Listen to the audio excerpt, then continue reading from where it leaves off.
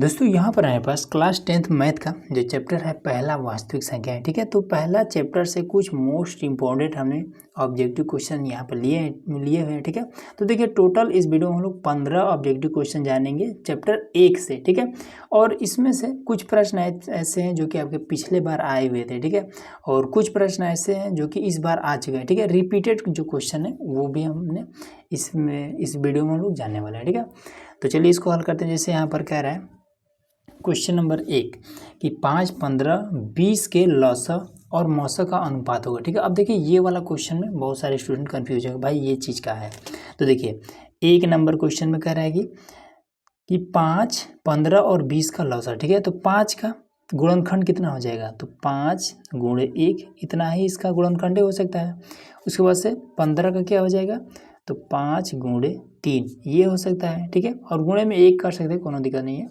उसके बाद से 20 का क्या होगा, तो 5 गुणे में 4 ये चीज़ हो सकता है। ठीक है, तो इसमें हमें मौसा जब बताना होगा तो इसमें भी 5 मिल रहा है, इसमें भी 5 और इसमें भी 5, तो इसका मौसा जो होगा वो हो जाएगा 5। ठीक है, और उसके बाद से कह रहा है कि लौसा भी बताइए। तो ठीक है, जब लौसा इसका बताना होगा तब ये कितना हो जाएगा, तो 5 तो ही भी करेगा, साथ ही साथ 3 भी हो जाएगा और ये 4 भी हो जाएगा। ठीक है, तो 5 3 15, 15 चौका 60 ये हो जाएगा 60। अब ये कह रहा है कि अनुपात होगा, इसका अनुपात बताइए। ठीक है, तो अनुपात मतलब कि 5 अनुपात ये वाला आपका 60 इस तरीके से हो जाएगा। ठीक है, अब इसको हम अनुपात का मतलब होता है कि इसको हम बटे में भी लिख सकते हैं। ठीक है, तो इसको हम 60 बटे में 5 भी ऐसे भी लिख सकते हैं। ठीक है, तो ये आपको कितना हो जाएगा, 12 25 60, 12 अनुपात 1 इस तरीके से हम इसको लिख सकते हैं। ठीक है, ये 12 बार में और नीचे कुछ नहीं तो यहाँ पर 1 आ जाएगा। ठीक है, तो 12 25 60, तो यही 12 अनुपात 1, तो डी नंबर सही हो जाएगा। ठीक, ऐसा भी आ जाता है क्वेश्चन। उसके बाद से कह रहा है कि निम्नलिखित में अपरिमेय नहीं है। ठीक है, परिमेय अपरिमेय का मतलब आपको इसमें जानना पड़ेगा सबसे पहले रूट में। ठीक है, तो देखिए जो चीज़ रूट से बाहर निकल सकता है वो आपका परिमेय है, जो बाहर नहीं निकल सकता है वो आपका अपरिमेय है। ठीक है, नहीं निकलने का मतलब कि अगर ज़बरदस्ती इसको निकालेंगे तो दशमलव में निकलेगा। ठीक है, लेकिन निकलेगा तो ज़रूर। तो ये 10 को अगर निकालेंगे तो ये क्या हो जाएगा, दशमलव निकलेगा। अब हम जानेंगे कैसे कि ये कौन निकलेगा बाहर और कौन नहीं निकलेगा। ठीक है, तो देखिए ऐसे करिए, क्वेश्चन नंबर दूसरा के लिए मैं आपको बताता हूँ। तो ये वाला 10 है, तो 10 का ऐसे गुणनखंड कर दीजिए, तो 2 5 10, फिर 5 51 5। तो देखिए इसमें ना ही 2 का कहीं जोड़ा है और ना ही कहीं 5 का जोड़ा है, तो जब जोड़ा ना बने तब हम कहेंगे कि ये बाहर नहीं निकलेगा। ठीक है, उसी तरीके से ये वाला निकल जाएगा। ठीक है, 11 11 में 121 होता है। तो देखिए इसको हम कैसे निकालेंगे, इसका हम दिखाते हैं जोड़ा बन रहा है कि नहीं बन रहा है। तो ये आपका 121 है ना, 121 काटेंगे। ठीक है, तो 11 से काटेंगे तो 11 51, 11 बचा 1, ये हाँ 11 बचेगा, 11 91 11, फिर 11 91 11, देखिए जोड़ा बन गया। तो इसीलिए कह रहे हैं कि ये वाला आपका डी नंबर सही है इसका।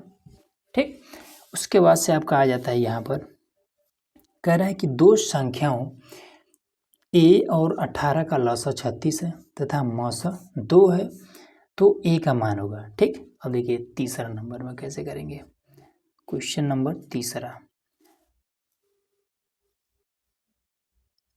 तो तीसरा नंबर क्वेश्चन में क्या कहता है, तो सबसे पहले फॉर्मूला आपको पता होना चाहिए कि दोनों संख्याओं का गुणनफल, फॉर्मूला लिख देते हैं। ठीक है, दोनों संख्याओं का गुणनफल बराबर होता है लौसा गुणे मौसा, ये होता है। ठीक है, तो दोनों संख्या का गुणनफल, दोनों संख्या क्या है, तो सबसे पहले संख्या में ये है। ठीक है, और लौसा ये है और मौसा यहाँ पर ये है, ए का मान बताना है। ठीक है, तो दोनों संख्या का गुणनफल मतलब कि 18a बराबर में लौसा कितना है, तो 36 है, मौसा कितना है, तो 2 है, 18a। ठीक है, 18 को इधर भेज देंगे तो ये हो जाएगा a बराबर में, ये मन करे तो गुणा कर दीजिए, नहीं तो ऐसे ही रखे रहिए, अभी कट जाएगा ये 18। ठीक है, 18 का 18, 18 दूना 36, 2 दूना 4, 4 इसमें कहाँ पर आ रहा है, तो ये सी नंबर सही हो जाएगा। बहुत आसान है ये भी। उसके बाद से आ जाता है, कहता है कि 4 नंबर में यदि पी तथा क्यू दो अभाज्य संख्याएं हैं तो उनका मौसा होगा। ठीक, अब देखिए इसमें मौसा बताना। अभाज्य संख्या का मतलब होता है ऐसा संख्या, चौथा नंबर में ऐसा संख्या जो स्वयं से ही कटे, ठीक है, एक से कटे या फिर स्वयं से कटे, तो वो कौन कौन सा हो सकता है? तो ये आपका 1 3 हो सकता है, ठीक है, तो 3 5 7, ठीक है, और उसके बाद से 53 31, ऐसे बहुत सारे हैं, ठीक है। तो इनका अगर आप गुणनखंड करेंगे, अभाज्य गुणनखंड, तो कितना हो जाएगा? मान लेते हैं 3 का करेंगे तो 3 ये स्वयं से कटेगा, 1 आ जाएगा, ठीक। उसके बाद से मान लेते हैं 7 का करेंगे तो 7 ये स्वयं से कटेगा, 1 आ जाएगा, मतलब कि दोनों में एक एक ही कॉमन है, ठीक है। तो इसलिए इसमें कह रहा है ना कि उनका मौसा कितना होगा, तो मौसा मतलब कि जो कॉमन होता है वही लिया जाता है, तो 1, तो इसका मौसा ये डी हो जाएगा, ठीक है। तो यहाँ पर दिया 1 या 2, तो ये तो गलत है क्योंकि केवल एक ही होगा, ठीक। उसके बाद से कहता है कि सबसे छोटी अभाज्य संख्या, ठीक है, अभाज्य संख्या सबसे छोटी कौन सा हो सकता है? तो देखिए 5 नंबर में सबसे छोटी अभाज्य संख्या, तो देखिए सबसे पहला अभाज्य संख्या का मतलब कि जिसका गुणनखंड 2 से अधिक ना हो, ठीक। तो अगर हम 2 का गुणनखंड इस तरीके से करें तो 2 1 का नम 2, सबसे छोटा यही है, ठीक। तो इसका गुणनखंड 1 और 2, ये तो छोटी मिल गया। उसके बाद से क्या कह रहा है? और छोटी भाज्य संख्या, ठीक है, तो भाज्य संख्या में कितना हो जाएगा? भाज्य संख्या मतलब जिसका गुणनखंड 2 से अधिक हो, तो 3 का भी 2 से अधिक है, 4, हाँ 4 हो जाएगा, तो 4 का 2 दूना 4, फिर 2, तो 1 2 3, ठीक है, ये इसका 3 आ जा रहा है, ठीक है। तो ये आपका क्या है? 4 आपका एक भाज्य संख्या है, ठीक है। सबसे छोटी अभाज्य और सबसे छोटी भाज्य संख्याओं का गुणनफल, ठीक है। तो सबसे छोटी अभाज्य आपका 2 है और सबसे छोटी भाज्य आपका 4 है, तो इन दोनों का गुणा कर देंगे तो आपका हो जाएगा 8, सिंपल यही आंसर हो जाएगा। तो इसमें सी नंबर सही हो जाएगा, ठीक। और देखिए क्वेश्चन नंबर 6 में इसमें क्या कह रहा है कि निम्न में कौन सी अभाज्य संख्या है? तो अभाज्य हमने बताया ही है कि जिसका गुणनखंड 2 से अधिक ना हो, अगर 5 को काटना हो तो 5 से भी कट जाएगा 25, ठीक है, और उसके बाद से 25 से का नाम 25 भी कट जाएगा, ठीक है, 25 से भी कट जाएगा, उसके बाद से 1 से भी कट जाएगा, तो ये नहीं होगा, ठीक है, इसका भी नहीं होगा, 3 से भी कट जाएगा, 5 से भी कट जाएगा, 1 से भी कट जाएगा, और 29 से का नाम 29 से कटेगा, तो इसलिए ये तो ईजी था। उसके बाद से यहाँ पर 7वां कह रहा है कि 3.27 के ऊपर बार, ये क्या है? पूर्णांक है, एक परमेय संख्या है, एक प्राकृतिक संख्या है, तो एक अपरमेय संख्या है, ठीक है, ऑप्शन दिए हुए हैं। तो देखिए ये एक परमेय संख्या है, ठीक है। परमेय संख्या का मतलब कि जिसको हम बटे के रूप में लिख ले, ठीक है, और जिसका नीचे वाला जो हर है वो 0 ना, वो आपका परमेय होता है, ठीक है। तो देखिए इसमें सिंपल इसको हम क्या कर सकते हैं कि बटे के रूप में लिख सकते हैं। कैसे लिखेंगे? तो देखिए इसको हम आपको बता देते हैं। 7 नंबर में देखिए, तो सबसे पहले इसको माना जाता है ऐसा प्रश्न भी आपको आज मिल जाएगा, ठीक है। माना जाता है कि x बराबर में लिखा है, इस बार का मतलब कि 27 आपका रिपीट हो रहा है अनंत तक, तो 3.2727 ये आपका रिपीट होते जा रहा है, ठीक। उसके बाद से 2 संख्या पर आपका बार लगा हुआ है, तो हम क्या करेंगे 100 से गुणा कर देंगे इन दोनों में, दोनों तरफ, ठीक है, ताकि ये क्या हो जाए 27 इधर चला है, ठीक। तो देखिए लिख देंगे कि 100x, और इधर भी 100 से जब गुणा करेंगे तो यही दशमलव क्या होता है ट्रांसफ़र हो जाता है 2 अंक पीछे, तो ये हो जाएगा 327 लग गया, 27 तो आपका अनंत तक पीछे ये जाते रहेगा, ठीक है, तो जितना मन कर लिख सकते हैं, ठीक। अब ये मान लेते हैं समीकरण 1 है, ये मान लेते हैं समीकरण 2 है, दोनों को घटा देंगे। तो सबसे पहले यहाँ पे लिख लीजिएगा कि समीकरण 1 और 2 को घटाने पर, ठीक है, तो ये हो जाएगा 100x बराबर में 327.27 अनंत तक जा रहा है, फिर x बराबर में 3.2727 यह अनंत तक जा रहा है, तो 100 में से एक x को घटा देंगे तो 99x हो जाएगा। उसके बाद से इसको घटा देंगे तो हो जाएगा 3 2 और 4, ठीक। अब देखिए दशमलव के बाद 27 अनंत तक जा रहा है, ये भी दशमलव अनंत तक जा रहा है, तो ये आपका खत्म हो जाएगा। तो x बराबर में, हाँ देखिए ये दशमलव के बाद 27 अनंत तक जा रहा है, यहाँ पर भी अनंत तक जा रहा है, तो इससे आपका ये खत्म हो जाएगा और ये दोनों घटिए गया, 99 को इधर लेके चले जाएंगे तो 100 बराबर में 3 2 4 बटे में 99। अब ये कट सकता है कितना से, 3 से कट जाएगा, तो 3 एकम 3 जीरो लगा, 3 बटे 24 और 3 3 9, यही इसका बटे के रूप में हो गया। अब बटे के रूप में है मतलब ये पर में संख्या है, तो यही चीज़ है, ठीक है। तो बी नंबर सही हो जाएगा। उसके बाद से कि 6/15 का दशमलव प्रसार, 6/15 का दशमलव प्रसार है, ठीक है। तो देखिए प्रसार जब भी आपसे पूछा जाए कि शांत है, अशांत है, आवर्ती है, तो इसके लिए एक नियम होता है। नियम क्या होता है 8वां नंबर में? नियम ये कहता है कि अगर इसके हर में, ठीक है, 2 और 5 के अलावा कुछ भी नहीं है तो ये शांत होगा, ठीक। तो देखिए इसको कर लेते हैं, तो 6 है और 15 को तोड़िए, ठीक है, तो 5 गुणे 3, 5 3 15, ठीक है।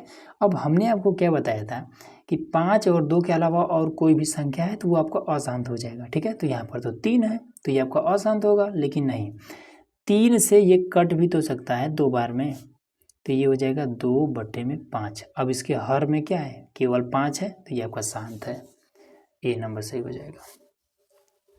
अब देखिए 9 नंबर भी आसान है और इम्पोर्टेंट है, ठीक है। नहीं मालूम रहेगा तो कंफ्यूज हो जाएंगे। कह रहा है कि किसी पूर्णांक m के लिए सम संख्या का रूप है, ठीक है।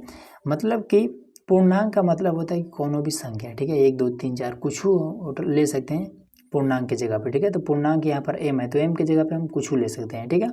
तो कह रहा है कि m के जगह पे हम कुछ भी रखें तो वो सम होना चाहिए, ठीक है, मतलब 2 से कट जाना चाहिए, ठीक है। तो इसमें से कौन सा सही होगा? तो अगर हम m के जगह पे यहाँ पर 2 रख दें तो 2 और 2 जुड़ करके 4 हो जाएगा, तब तो ये सम हो जाएगा। लेकिन अगर हम 3 रख दें तो 3 और 2 5, अब 5 को हम 2 से काट नहीं सकते हैं, ठीक है। अगर काटेंगे तो ये क्या हो जाएगा, ये तो विषम हो जाएगा, दशमलव में आएगा तो विषम हो जाएगा। यहाँ पर देखेंगे तो ये आपका गलत है, ये सम नहीं आ रहा है। अब यहाँ पर हम क्या रख दें, तो यहाँ पर अगर हम 2 रख देते हैं तो 2 का गुणा इस 2 के साथ होगा 4 हो जाएगा और ये 1 5 हो जाएगा, तो ये भी आपका क्या है 5 भी एक विषम है, तो ये भी नहीं होगा। यहाँ पर देखिए, यहाँ पर अगर हम 2 रखते हैं तो 2 दूना 4, गुणा करके 4 हो जाएगा, 4 को हम 2 से काट सकते हैं आसानी से, ठीक है। तो ये आपका अभी तो सम है। 3 रखेंगे तो 3 दूना 6, ठीक है। अब 6 को भी हम 2 से काट सकते हैं, ये भी आपका ठीक है। 5 रखेंगे तो 5 दूना 10, 10 को हम 2 से काट सकते हैं, हाँ काट सकते हैं, तो ये यही वाला आपका राइट हो जाएगा, ठीक है। और भी क्वेश्चन यहाँ पर देखिए 10 नंबर में कह रहा है कि √3 और √5 है, ठीक है, √3 और √5 है। तो देखिए सिंपल मैं आपको बताता हूँ कि जो चीज़ रूट से बाहर नहीं निकल सकता है, ठीक है, वही आपका अपरिमेय हो जाता है, ठीक है। तो 3 को अगर निकालेंगे तो दशमलव में आएगा, तो ये आपका क्या है, ये दोनों के दोनों अपरिमेय संख्या है, ठीक है। तो कहाँ पर है एक अपरिमेय संख्या, तो ये बी नंबर सही हो जाएगा। कह रहा है कि निम्न में कौन अपरिमेय संख्या नहीं है, ठीक है, कौन नहीं है अपरिमेय संख्या। तो देखिए इसको हल करते हैं। तो सबसे पहले 7 को तो हम नहीं निकाल सकते हैं, ठीक है, 7 को हम नहीं निकाल सकते हैं, तो ये आपका अपरिमेय है, ठीक है, ये आपका अपरिमेय है। 3 को भी नहीं निकाल सकते, ये भी आपका अपरिमेय है। 2 को भी नहीं निकाल सकते हैं और 5 को भी नहीं निकाल सकते, तो ये आपका अपरिमेय है। अब इसी में आपको चेक करना पड़ेगा कि कौन है। तो देखिए सिंपल आपको चेक करने का यही तरीका है, 75 को ऐसे आप तोड़ दीजिए, 5 से काटेंगे तो 5 गुना 5 और 5 5 25, 15 5 75, ठीक है, 5 3 15 फिर 3, उसके बाद से 48 है, तो 48 को आप ऐसे लिख लीजिए और इसको 2 से काटेंगे तो हो जाएगा 24, ठीक है, फिर 2 से काटेंगे तो हो जाएगा 12, फिर 2 से काटेंगे तो हो जाएगा 6 और फिर 2 से काटेंगे तो हो जाएगा 3। अब देखिए यहाँ पर हम चेक कर लेते हैं, ठीक है। देखिए 5 का जोड़ा बन जा रहा है 75 में, मतलब कि 5 आपका तो ये वाला बाहर निकल जाएगा, ठीक है। 2 का जोड़ा बन जा रहा है, ये भी बाहर निकल जाएगा रूट से, इसका भी जोड़ा बन जा रहा है, ये भी रूट से बाहर निकल जाएगा, मतलब कि इसमें आपका ये √3 फंसा रह जाएगा, क्योंकि √3 का जोड़ा नहीं है, और इसमें आपका यहाँ भी √3 फंसा रह जाएगा, इसका भी जोड़ा नहीं है। तो मतलब कि इसको हम कैसे लिख सकते हैं, इसको हम लिख सकते हैं 5 से रूट से बाहर निकल जाएगा तो 5 लिख लेंगे, ये रूट में फंसा रह जाएगा तो रूट का 3 लिख लेंगे। बटे में आते हैं, ठीक है, 75 वाला फाइनल, 48 वाले में ये वाला बाहर निकल जाएगा तो लिख लेते हैं बाहर में, ये वाला भी बाहर निकल जाएगा तो लिख लेते हैं, √3 फंसा रह जाएगा, √3 लिख लेते हैं। इससे आपका ये कट जाएगा तो कितना हो जाएगा 5 बटे में 2 दूना 4, बस यही वाला तो था जो आपका अपरिमेय नहीं है। अगला आ जाइए 12 नंबर प्रश्न में कहता है कि 6x की घात में 4y और 12xy का महत्तम समापवर्तक है। ठीक है, महत्तम समापवर्तक में यही कहा जाता है कि जिसमें दोनों चीज़ कॉमन हो वो आपका मौसा हो जाता है। ठीक है, तो देखिए इसमें x है, इसमें भी एक बार x है, इसमें आपका y है, इसमें भी y है। ठीक है, इसमें 6 है, इसमें 12 है, तो इस 12 में से भी तो 6 मिल सकता है, तो 12 में से 6 मिल जाएगा, तो 6 हमने ले लिया 12 नंबर में। देखिए ठीक है, क्वेश्चन नंबर 12, तो इस 6 हमने ले लिया। x यहाँ भी है, एक बार x यहाँ भी है, तो दोनों में x कॉमन है, हमें मिल जाएगा। y यहाँ भी है, y यहाँ भी है, तो y यही वाला आपका मौसा हो जाएगा। तो कहाँ पर है, डी नंबर सही हो जाएगा। अब इसके बाद से आ जाइए, कहता है 1.34 को परमेय संख्या के रूप में लिखिए, मतलब बटे के रूप में लिखना है। ठीक है, हालांकि दशमलव के बाद से जब संख्याएं आगे तक नहीं जाती हैं, ठीक है, तो ये आपका एक परमेय संख्या ही है। ठीक है, लेकिन हमें क्या करना है, इसको हम बटे के रूप में लिखना है। हालांकि इसमें लिखना चाहिए कि भिन्न के रूप में लिखिए, लेकिन ऐसे ही लिख दिया था। ठीक है, तो चलिए इसको भिन्न के रूप में बना लेते हैं। 13 नंबर में तो 1.34 बट्टे लगा लेते हैं, इसको हटाते हैं 1। ठीक है, और दशमलव के बाद से 2 अंक है, तो 2 जीरो लगा लेते हैं इस तरीके से। ठीक, अब काटने वाला मामला है तो काट लेते हैं। तो ये आपका पहले तो 2 से काट सकते हैं, तो 2 छक्के 12, 1 बचा, 2 सत्ते 14, फिर उसके बाद से ये हो जाएगा 50 ऐसे। ठीक है, तो अरे ये तो आसान है, 67 50 यही वाला आ गया। अब यहाँ पर आपका आ जाता है फॉर्मूला। ठीक, फॉर्मूला ये वाला याद कर लीजिएगा, बहुत इंपॉर्टेंट है। कह रहा है कि दो संख्या का गुणनफल बराबर होता है, क्या होता है, HCF गुणे LCM, HCF minus LCM, HCF plus LCM, या फिर HCF भागे LCM। तो ये वाला सही है। ठीक है, दो संख्याओं का गुणनफल बराबर होता है HCF गुणे LCM। ठीक, लास्ट क्वेश्चन आ जाता है इसमें, कहता है 96 और 404 का HCF होगा। ठीक है, तो देखिए ये तो आसान है, यहीं पर हल कर देते हैं। देखिए 96 को सिंपल आपको लिखना है ऐसे, 2 से 2 चौका 8, 2 8 16, फिर 2 से कटेंगे 24 2 48, फिर 2 से 12, फिर 2 से 6, फिर 2 से 3, ऐसे हो जाएगा। ठीक है, 404 है तो इसको भी कर लेते हैं। देखिए 2 से काटेंगे, 2 दूना 4, ठीक है, 0 लगा लेंगे, 2 दूना 4, फिर 2 से 2 एक 2, 0 रहेगा, 2 एक 2, और ये अब आगे काटे की जरूरत नहीं। ठीक है, क्योंकि ये 101 से कटेगा, तो यहाँ 2 मिला, यहाँ 2 मिला, एक बार 2 लिख लीजिए। ठीक, यहाँ 2 मिला, यहाँ 2 मिला, लिख लीजिए, तो मतलब कि 4, यही तो कॉमन है मिल रहा है, तो 4। तो इसमें सही आंसर हो जाएगा 4, जो कि हमने यहाँ पर लिखा ही नहीं था। बस इतना ही है। ठीक है, बस इतना ही क्वेश्चन है, जिसमें से आपको कुछ ऐसे प्रश्न थे जो कि आपका पिछले बार कई बार पूछे गए थे। ठीक है, रिपीटिव क्वेश्चन भी थे, और ये ध्यान से इसको समझ लीजिएगा, ताकि इस बार भी इसमें से बहुत सारे प्रश्न जो कि आएंगे। ठीक है, चलिए मिलते हैं नेक्स्ट वीडियो में।